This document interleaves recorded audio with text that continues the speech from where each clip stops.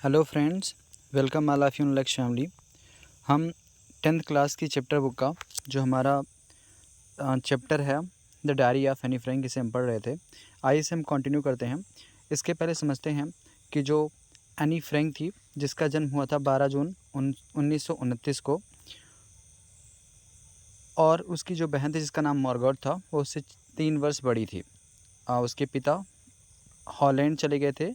कुछ समय के बाद उसकी माताजी चली गई, और उसके बाद उसकी बहन गई, बड़ी बहन मार्गरेट, और उसके बाद एनी फ्रैंक को जाना पड़ा, और उसे अपनी बहन के बर्थडे के दिन उसे मेज़ पर उसके उपहार के स्वरूप रख दिया गया। मतलब उसे एक प्रेजेंट दिया गया अपनी बहन का, उस एनी फ्रैंक को। आइए हम समझते हैं आगे की स्टोरी क्या है। I started right about the Montessori nursery school. अब आगे एनी बताती है कि मैंने उसी समय मॉन्टेसरी नर्सरी स्कूल जाना प्रारंभ कर दिया था। मैंने उसी समय मॉन्टेसरी नर्सरी स्कूल जाना प्रारंभ किया। I stayed there until I was 6। मैं वहाँ 6 वर्षों तक रही। एट 6 वर्ष की उम्र तक रही। Eight which time I started in the first form. उस समय मैंने अपनी प्रथम कक्षा में प्रवेश लिया हुआ था। In the 6th form my teacher was Miss Kuipers. मेरी छठी कक्षा में जो मेरी अध्यापिका थी वह मिस क्यूपरस थी। द हेड मिस्ट्रेस, जो स्कूल की हेड मिस्ट्रेस भी थी, मालकिन भी थी। At the end of the year, जब वर्ष का अंत आया, वर्षांत आया, we were both in tears, हम दोनों की आंखों में आंसू थे। किसके? हेड मिस्ट्रेस और एनी फ्रैंक की आंखों में आंसू थे। As we said a heartbreaking farewell, जब हमने एक दूसरे को दिल तोड़ने वाला हार्ट फेयरवेल कहा, जब हमने दूसरे को अलविदा कहा, तो हम दोनों की आंखों में आंसू थे। मतलब जो अध्यापिका थी उनको एनी फ्रैंक से बहुत अधिक लगाव था। जब एनी फ्रैंक वहाँ से जाने लगी तो दोनों बहुत दुखी हो गए और उनकी आंखों में आंसू आ गए थे। आगे बढ़ते हैं। इन द समर ऑफ 1941, 1941 की गर्मी के मौसम में, जब 1941 की गर्मी थी, ग्रैंडमा फेलिल, जो एनी की दादी थी, वह बीमार पड़ गई। And had to have an operation, उनका ऑपरेशन करवाना पड़ा। So my birthday pass with little celebration. आगे एनी बताती है, इस वजह से जो मेरा बर्थडे था, मेरा जो जन्मदिन था, वह बहुत ही कम उत्सव में व्यतीत हो गया। उसके लिए थोड़ा भी उत्सव नहीं हुआ जब उसकी दादी की तबीयत ख़राब हुई थी। उसकी दादी की हालत ख़राब थी। ग्रैंड माँ डाइड इन जनवरी 1942। 1941 में दादाजी बीमार पड़ी थी और 1942 में उनकी डेथ हो गई, वह डाइड हो गई। No one knows how often I think of her. अब आगे नहीं बताती है कि कोई नहीं सोच सकता मैं उनके बारे में कितना विचार करती हूँ। एंड स्टिल लव हर, और मैं उनसे कितना प्रेम करती हूँ। दिस बर्थडे सेलिब्रेशन इन 1942, जो मेरा 1942 का जब बर्थडे सेलिब्रेशन था, जन्मदिन का उत्सव था, was still intend to make for the another, वह एक कमी को पूरा करने के लिए भी मनाया गया था। जो मेरा 1942 का जन्मदिन था, वह एक कमी को पूरा करने के लिए मनाया गया था। कमी क्या हुई थी? क्योंकि उनकी दादी वहाँ नहीं रही थी, तो उस कमी को पूरा करने के लिए 1942 का जन्मदिन मनाया गया था। एंड ग्रैंड माज कैंडल, दादी जी के नाम की एक कैंडल, एक मोमबत्ती, was lit along with the rest, सभी मोमबत्ती के साथ जलाई गई। जो बर्थडे की मोमबत्तियाँ थी और दादी जी के नाम की एक मोमबत्ती साथ साथ जलाई गई। The 4 of us are still doing well, हम चारों लोग अच्छा महसूस कर रहे थे, हम चारों लोग अच्छे थे।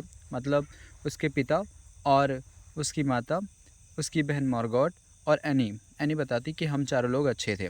That brings me to the present date of 20 June 1942, जो उन्हें याद दिलाता है 20 जून 1942 को के बारे में, जो कि and the Salomon dedication of my diary, और मेरे डायरी के प्रति समर्पण भी। मतलब वो अपनी डायरी के प्रति कितना समर्पित थी और उसके बारे में भी बताता है। मतलब उसने सब कुछ ऐसा लिखा हुआ था, इस ढंग से लिखा हुआ था, ऐसा लग रहा था कि उसने अपनी डायरी में अपनी सारी खुशियों को, सारे विचारों को भर दिया है। आगे समझते हैं। अब आगे उसने अपनी डायरी में और क्या लिखा था, तो आइए समझते हैं। उसने लिखा था डियरेस्ट किटी। डियरेस्ट किटी उसने एक लेटर की तरह लिखा था। प्रिय किटी, जैसे अपने हम फ्रेंड को लिखते हैं तो हम डियर फ्रेंड लगाते हैं, वैसे ही उसने लिखा था डियरेस्ट किटी अपनी डायरी के रूप में। तो डियरेस्ट किटी वो लिखती है, our entire class is quacking in its boots. जो हमारी पूरी क्लास थी, जो हमारी इंटायर क्लास थी, वह काँप रही थी, क्वैकिंग काँप रही थी। इन इट्स बूट्स मतलब स्वयं ही, हमारी जो पूरी कक्षा थी वह स्वयं ही काँप रही थी। This reason, the reason of course, इसका रीज़न यही था, इसका कारण मुख्य रूप से यही था, is the fourth coming meeting, अग्रिम मीटिंग में, अग्रिम सभा में, द इन विच, जिसमें, द टीचर डिसाइड, अध्यापक या निर्णय करते, who will move up to the next form, किसे अगली कक्षा में भेजा जाएगा। हमारी पूरी कक्षा डर के मारे कांप रही थी और इसका कारण यह था क्योंकि आने वाली मीटिंग में, फोर्थ कमिंग मीटिंग में, अध्यापक यह डिसाइड करने वाले थे कि कौन सा व्यक्ति मूव अप करेगा, नेक्स्ट क्लास में जाएगा, and who will be kept back, और किसे उसी स्थान पर रोक लिया जाएगा, किसे पास नहीं किया जाएगा। ऐसा इस बारे में सोचकर सभी लोग काँप रहे थे। अब इसके बाद है half the class is making bets, आधी कक्षा तो शर्त लगा रही थी, उसमें से आधी कक्षा तो शर्त लगा रही थी।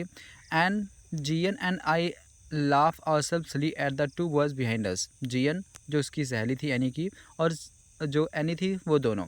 लाफ मतलब हंसते हैं, आवरसेल्फ मतलब स्वयं ही, सिली मतलब मूर्खता पर, eight the two boys behind अस अपने पीछे बैठे हुए दो लड़कों के। तो जो एनी थी और उसकी सहेली थी जीएन, वो दोनों लोग अपने पीछे बैठे हुए दो लड़कों के ऊपर हंसती, उनकी मूर्खता पर हंसती थी। अब उन लड़कों का नाम क्या था, तो सीएन एंड जैक्स उन लड़कों का नाम था। Who have stake their entire holiday saving on their bet, जिन्होंने अपनी पूरी जो हॉलीडे की मतलब छुट्टियां थी, उसे छुट्टियों की जो मतलब सेविंग थी, बचत थी, उसे अपने शर्त में लगा रखा था। उन्होंने शर्त लगाई थी कि जो भी व्यक्ति पास होगा वो ऐसा कुछ करेगा, मतलब अपनी हॉलीडेज़ की जो सेविंग होगी उसे खर्च करेगा। इसके बाद है फ्रॉम मॉर्निंग टू नाइट, मतलब सुबह से रात तक यही चल रहा था। It is you are going to pass, तुम पास होने वाले हो। नो आई एम नॉट, दूसरा व्यक्ति कहता नहीं मैं पास होने वाला नहीं हूँ। दूसरा फिर से कहता था यस यू आर, तुम पास होने वाले हो। नो आई एम नॉट, मैं ऐसा नहीं हूँ। इवन जीएस प्लीडिंग ग्लांसेज, जो जीएस थी इसकी सहेली थी, और उसकी तरफ बड़े प्लीड से देखती थी, बड़ी उससे विनती करती थी कि मतलब भैया आप लोग आप शांत हो जाओ, क्योंकि ये दोनों आपस में बतिया रहे थे, तो इसने कहा कि भैया लोग आप शांत हो जाओ।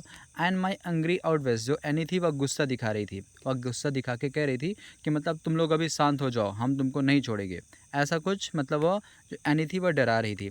कैन नॉट काम देम डाउन, फिर भी वह दोनों शांत नहीं हो पाए, वो दोनों शांत नहीं हो सके। एनी ने डराया, उसकी फ्रेंड ने उससे विनती की, समझाया, पर वो दोनों शांत नहीं हुए। वो लड़के कौन थे, सीएन एंड जैक्स, जो कि आपस में फ्रेंड थे, और वो बात किस बात पर कर रहे थे, क्योंकि वो एक कह रहा था कि तुम पास होने वाले हो, दूसरा व्यक्ति कहता था तुम पास होने वाले, मतलब मैं पास होने वाला नहीं हूँ, इस बात पर। आगे बढ़ते हैं। इफ़ एंग्री कांट काम देन डाउन, इसके बाद है इफ़ यू आस्क मी, यदि आप मुझसे पूछो, there are so many dummies, ऐसे बहुत सारे डमीज़ थे, ऐसे बहुत सारे मूर्ख थे, that about a quarter of the class, उस पूरे कक्षा में, शुड बी केप्ट बैक, उन्हें रोक लेना चाहिए था, उन्हें पास नहीं करना चाहिए था। एनी कहती है कि ऐसे बहुत सारे विद्यार्थी थे उस पूरे कमरे में जिन्हें पास नहीं करना था, जबकि उन्हें रोक लेना था। But teachers are the most unpredictable creature on the earth, लेकिन एनी मानती थी कि संसार में अगर सबसे अधिक क्यों मतलब कोई अनुमानित है, संसार में कोई ऐसा व्यक्ति जो सबसे अधिक अनुमानित हो, तो वो कौन है, टीचर्स होते हैं, जिनके बारे में कुछ भी अनुमान नहीं लगाया जा सकता। किसको पास करने वाले हैं, किसको पास करने वाले नहीं हैं, उनके मन में किसी व्यक्ति के किसी बच्चे के प्रति क्या राय है, तो ऐसा एक प्राणी है पृथ्वी पर जिसके बारे में कुछ भी अनुमान नहीं लगाया जा सकता, ऐसा एनी का थॉट था। इसके बाद आगे बढ़ते हैं। I am not so worried about my girl friends and my self, any कहती है मुझे अपनी सहेलियों और अपनी थोड़ी भी चिंता नहीं है, मुझे अपनी सहेलियों और अपनी थोड़ी भी चिंता नहीं है, हमें पता है वी विल मेक इट, हम सफल हो जाएंगे, हम पास हो जाएंगे। The only subject I am not sure about is math, मुझे सिर्फ एक ही विषय पर भरोसा नहीं था, वह क्या थी, math. Anyway all we can do is wait, हम सिर्फ एक ही काम कर सकते थे, खैर हम लोग एक ही काम कर सकते थे, वह क्या था, वेट करना। अनटिल देन, तब तक, we keep telling each other, हम एक दूसरे से कह रहे थे, नॉट टू लूज हर्ट, निराश मत बनो, ऐसा हम एक दूसरे से कह रहे थे, अपने मित्रों से बातें कर रहे थे। आगे समझते हैं। I get along pretty well with all my teachers, मेरी सभी अध्यापकों से अच्छी खासी बनती थी, मेरा अच्छा सभी अध्यापकों से अधिक लगाव था। Mister they are 9 of them, उनकी संख्या 9 थी। 7 मैन एंड 2 वुमेन, 7 पुरुष और 2 महिलाएं। मिस्टर किसिंग, जो मिस्टर किसिंग थे। द ओल्ड फॉगी, जो बूढ़े व्यक्ति थे। हु टीच मैथ, जो कि मैथ पढ़ाया करते थे। Was annoyed with me for ages. ऐसा लगता था कि वह मुझसे एजेस से, कई युगों से अनॉय हैं, गुस्सा हैं। ऐसा लगता था कि वह मुझसे कई युगों से गुस्सा हैं। Because I talk so much, क्योंकि एनी कहती है वह बोलती बहुत ज़्यादा थी। आफ्टर सेवरल वार्निंग्स, कई बार चेतावनी देने के बाद, ही असाइंड मी एक्स्ट्रा होमवर्क। एनी बताती है कई बार उन्होंने पहले चेतावनी दी कि तुम शांत हो जाओ, और इसके बाद उन्होंने मुझे एक्स्ट्रा होमवर्क थमा दिया, उन्होंने मुझे एक्स्ट्रा होमवर्क करने को लिए कहा। An essay on the subject A chatter box, एक निबंध लिखने के लिए कहा, चैटर बॉक्स विषय पर, बातूनी विषय पर लिखने के लिए। A chatterbox, what can you write about that, एक बातूनी के बारे में आप क्या लिख सकते हो। The title in my notebook, I would worry about that later, मैं इसके बारे में बाद में चिंता करूँगा। आई डिसाइडेड, मैंने ऐसा निश्चय किया कि मैं इसके बारे में बाद में सोचूंगा। I jotted down the title in my notebook, मैंने अपने नोटबुक में उस टाइटल को नोट किया।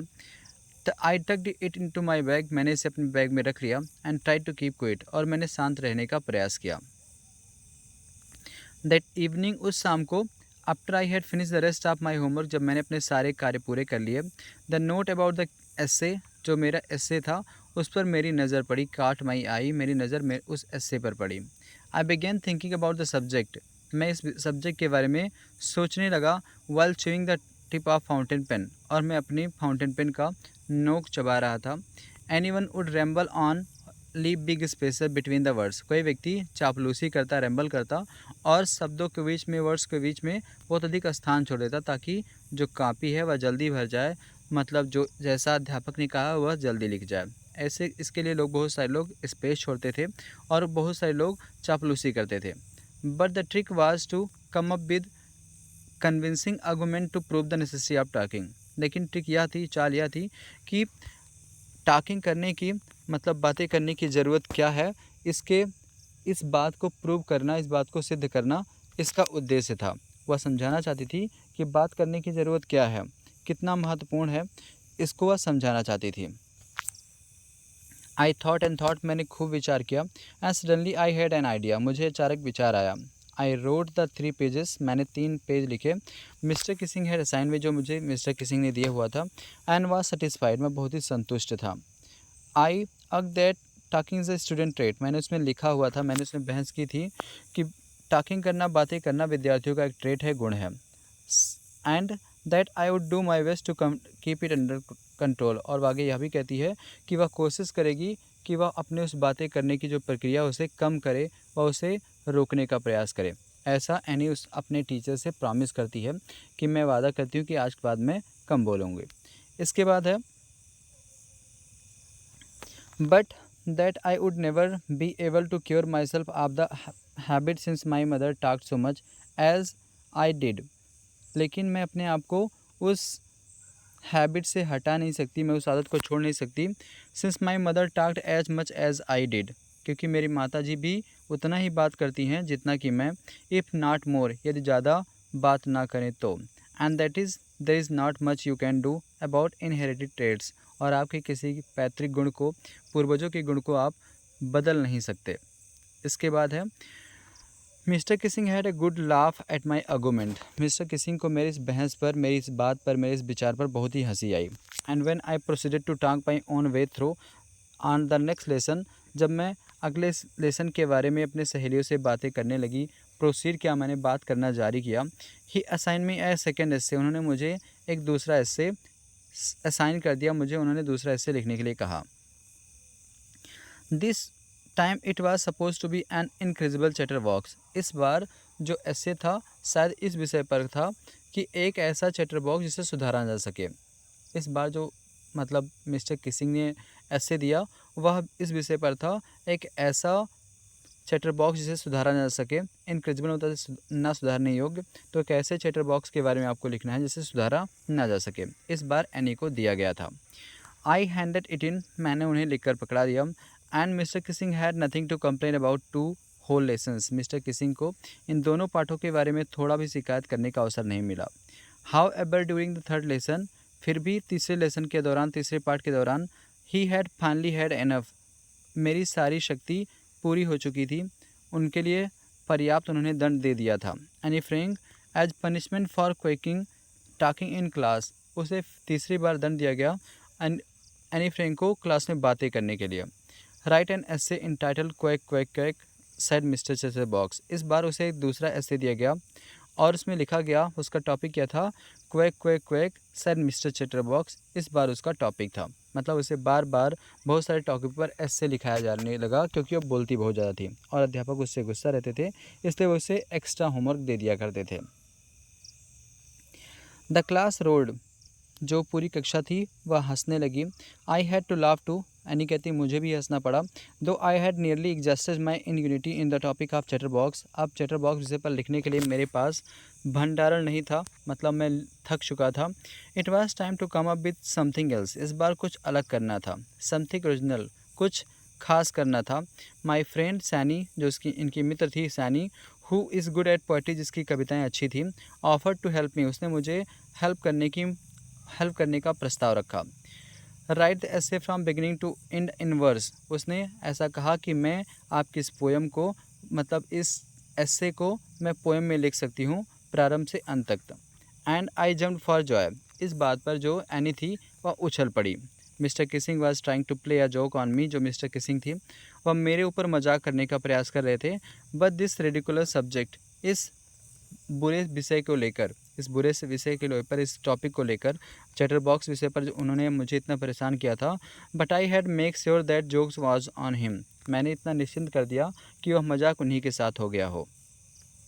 जो मेरे साथ उन्होंने मजाक करने का प्रयास किया था वह मजाक उन्हीं के साथ हो गया, ऐसा मैंने कोई प्रस्ताव किया। I finished my home poem, मैंने अपनी पोएम को कंप्लीट किया। एंड इट वाज ब्यूटीफुल, यह बहुत ही सुंदर थी। It was about a mother duck, एक मदर डक की कहानी थी और उसके पिता स्वान की कहानी थी। With 3 baby ducklings in who were bitten to death by the father, और यह उनके 3 बच्चों की कहानी है, उस बत्तख की और उस हंस की, तथा उनके 3 बच्चों की कहानी है। Who were bitten to death, जिन्हें मार दिया गया था, बाय द फादर, उस फादर हंस के द्वारा, because they quack too much, क्योंकि वो बहुत अधिक बोलते थे इसलिए उन्हें मार दिया गया था। Luckily mister Keesing took the joke the right away, भाग्य से जो मिस्टर किसिंग थे वो उस मजाक को समझ गए। He read the poem to the classes, उन्होंने वह जो कविता थी सभी कक्षाओं में पढ़ी। एडिंग हिज ओन कमेंट्स, उन्होंने अपनी टिप्पणी भी जोड़ी, उन्होंने इसके बारे में कुछ बोला भी। And to several other classes as well, उन्होंने अन्य क्लासेस में भी उस कविता को पढ़ा। Since then I have been allowed to talk, तब से मुझे बात करने की अनुमति मिल गई। And I have not been assigned any extra homework, मुझे कोई एक्स्ट्रा होमवर्क नहीं दिया गया। ऑन द कंट्री, इसके विपरीत जो मिस्टर किसिंग हैं, always make joke these days, आज भी वे हमेशा मजाक बनाया करते हैं। हमने यहाँ तक कंप्लीट कर लिया है इस चैप्टर को। नेक्स्ट वीडियो में हम नेक्स्ट चैप्टर को कंप्लीट करेंगे। Thank you.